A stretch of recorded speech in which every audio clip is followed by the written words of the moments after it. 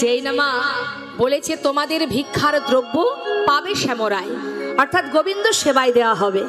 সঙ্গে সঙ্গে গ্রামের মধ্যে যারা কৃষ্ণ ভক্ত সেই পরিবার থেকে কয়েকজন শুকনো চিড়ে সুদামার স্ত্রীর আঁচলে দিয়েছে।